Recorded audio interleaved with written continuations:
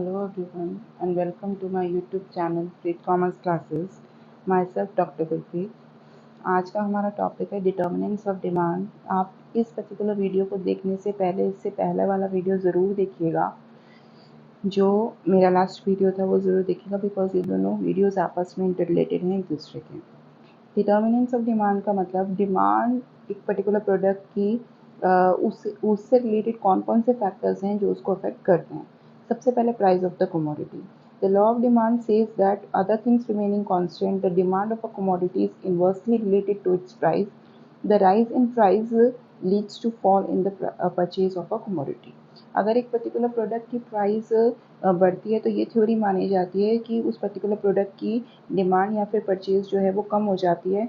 क्यों? क्योंकि जब ज़्यादा प्राइस होगी इनकम उतनी कांस्टेंट रहती है, सारे फैक्टर्स कांस्टेंट रहते हैं, तो प्राइस जो है अगर बढ़ेगी तो डिमांड उसकी कम हो जाएगी क्योंकि इनकम भी कम होगी, केस भी इंसान का वही रहेगा and other things also will remain constant. Next, income of the person. The ability to buy a commodity depends upon the income of the consumer. When the income of the consumer increases, they buy more, and when falls, they buy less. अब income का भी demand से relation है।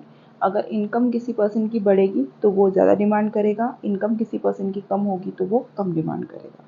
Taste and preferences. If the consumer develop the taste of a commodity, they buy whatever they may be the price. अब test का मतलब क्या हुआ? अगर किसी पर्सन का टेस्ट एक ही पर्टिकुलर प्रोडक्ट में है तो एक ही पर्टिकुलर प्रोडक्ट वो कंज्यूम करता है तो उस केस में क्या होगा, चाहे वो कितने का भी हो, कितनी भी प्राइस बढ़े, वो ही कंज्यूम करेगा, उसके अलावा वो अदर ना तो लाइक करेगा ना ही कंज्यूम करेगा, वो कॉम्प्रोमाइज़ नहीं करेगा। Price of related goods. When a want can be satisfied by alternative similar goods, are called substitutes like tea and coffee. When a commodity's complement, a fall in the price of one will cause the demand of other to rise, such as car and petrol. अब देखो substitute goods या फिर जो है related goods क्या होते हैं, जैसे मान लीजिए टी एंड कॉफ़ी। अब इसके अंदर क्या होता है कि इंसान जो सब्स्टिट्यूट गुड्स में क्या होता है, अगर मान लीजिए टी की प्राइस बढ़ी तो इंसान कॉफ़ी को प्रेफर कर लेता है, या फिर कॉफ़ी की प्राइस बढ़ी तो इंसान टी को प्रेफर कर लेता है। लेकिन कॉम्प्लीमेंट्री गुड्स में क्या होता है, एक दूसरे से रिलेटेड होते हैं। अगर एक पर्टिकुलर प्राइस जो है किसी एक कमोडिटी की बढ़ेगी तो दूसरे की डिमांड जो है वो ऑटोमेटिकली फॉल हो जाती है, या फिर एक पर्टिकुलर प्रोडक्ट की प्राइस कम होगी तो दूसरे की डिमांड बढ़ जाएगी। जैसे कि मान लीजिए हम ये कहते हैं कि पेट्रोल की प्राइसेस बहुत कम है, लीस्ट है, तो उस केस में इंसान क्या सोचेगा, यार अपन एक गाड़ी ले लेते हैं, और क्योंकि पेट्रोल बहुत कम प्राइस पे है तो हमें पेट्रोल डलवाना होगा तो ईजी रहेगा अपने लिए, तो अपन एक गाड़ी ले लेते हैं। गाड़ी चाहे कितने की भी हो लेकिन पेट्रोल हमारे लिए जो ईजी है, तो अब ये क्या है, दोनों चीज़ें आपस में ईजी टू अफोर्ड है। तो अब ये दोनों चीज़ें आपस में एक दूसरे से इंटर रिलेटेड है, एक दूसरे की कॉम्प्लीमेंट्री, मतलब दोनों चीज़ें एक दूसरे पे डिपेंडेंट है, एक का दूसरे के बिना गुजारा भी नहीं है। एक चीज़ लेंगे तो हमें दूसरी चीज़ लेनी पड़ेगी, लेकिन एक ही प्राइस का दूसरे पे इफेक्ट पड़ता है। Advertisement and sales propaganda. The preferences of consumers can be altered by advertisement. Advertisement may help in increasing the demand of the product by showing the features of the product. अब advertisement भी एक propaganda है जिसके अंदर अगर एक particular product की price बढ़ती है तो उस केस में क्या होता है कि एडवर्टाइजमेंट जो है अगर अपन उस पर्टिकुलर प्रोडक्ट का करेंगे तो हो सकता है कि वो पर्टिकुलर प्रोडक्ट भी सेल हो जाए मार्केट में। क्यों? क्योंकि अगर हम एडवर्टाइजमेंट कर रहे हैं तो उस केस में लोग उससे मतलब ज़्यादा अट्रैक्ट होंगे और हो सकता है उस पर्टिकुलर प्रोडक्ट की सेल बढ़ जाए। अगर वो प्रोडक्ट की प्राइस बढ़ती है तो भी एडवर्टाइजमेंट के थ्रू हम उसको सेल कर सकते हैं। Consumer expectations about the future change in the price and income में affect the demand. The consumers expectations by rising income में induce him to increase his current consumption. अगर एक पर्टिकुलर पर्सन की इनकम बढ़ रही है और उसकी एक्सपेक्टेशन है कोई चीज़ खरीदने की, लेकिन अगर इनकम बढ़ रही है उस पर्टिकुलर प्रोडक्ट की जो उसकी एक्सपेक्टेशन है उसकी प्राइस भी बढ़ती है तो भी वो अफोर्ड कर लेता है। क्यों? क्योंकि उसकी इनकम बढ़ी है। तो एक्सपेक्टेशंस को मीट करने के लिए भी कई बार इंसान अगर राइस प्राइस होती है तो भी वो प्रोडक्ट को अफोर्ड कर सकता है। Growth of population. With the increase in population people demand more goods for their survival. अब अगर पॉपुलेशन भी बढ़ती है तो भी इंसान ज़्यादा से ज़्यादा कंज्यूम करते हैं, पॉपुलेशन जितनी बढ़ेगी उतने लोग ज़्यादा डिमांड करेंगे और जो है गुड सेल होंगे मार्केट में। weather conditions, the demand of certain items purely depends on climatic and weather conditions. For example, demand of cold drink in summers and woolens during winter. कुछ चीज़ें ऐसी होती हैं जिनका डिमांड जो है वो सीजनल होता है, जैसा विंटर में वुलन्स, या फिर हम कहें विंटर में कोई भी हॉट ड्रिंक और समर्स में कोल्ड ड्रिंक्स या फिर आइसक्रीम्स। तो कुछ प्रोडक्ट्स ऐसे होते हैं जिनकी प्राइस अगर बढ़ भी रही होगी तो भी सीजन के हिसाब से जो है वो सेल होते हैं। Tax rate, higher tax rate means low demand of the goods.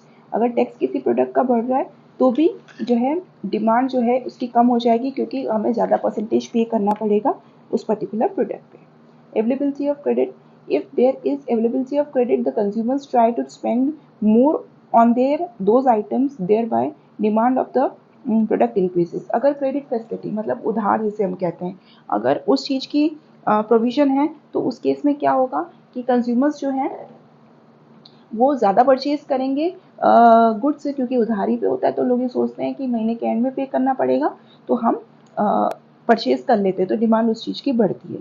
Pattern of saving, if the people begin to save more, demand decreases, if the savings are less, demand will increase। अगर लोग बचत करने में ज़्यादा विश्वास करते हैं तो डिमांड जो है उस चीज़ की कम हो जाएगी, अगर बचत नहीं करते तो डिमांड बढ़ जाएगी। Circulation of money, when more money is circulated among people, more of the things is demanded because they have more purchasing power and vice versa। अगर मनी का सर्कुलेशन ज़्यादा है, अगर गवर्नमेंट टाइम टू टाइम जो है note जो है publish कर रही है मार्केट में और टाइम टू टाइम मनी का सर्कुलेशन प्रॉपर हो रहा है तो लोग ज़्यादा डिमांड करेंगे। डिमांड फंक्शन क्या होता है? It is an algebraic expression of the relationship between demand and for the commodity and its various determinants that affects this quantity। By demand function, economists mean the entire functional relationship। This means the whole range of price quantity relationship and not just the quantity demand at a given price per unit of time। अब demand function का मतलब क्या हुआ? Demand का different determinant से किस तरीके का रिलेशन है, किस तरीके से डिफरेंट जो डिटर्मिनेंट्स जो हमने अभी स्टडी किए हैं उसका डिमांड पे इफेक्ट पड़ता है। कौन कौन से डिटर्मिनेंट्स का डिमांड पे इफेक्ट पड़ता है और कौन कौन से डिटर्मिनेंट्स का नहीं पड़ता है। तो जब हम इंडिविजुअल डिमांड की बात करें तो उसमें कौन कौन से डिटर्मिनेंट्स का इफेक्ट पड़ता है?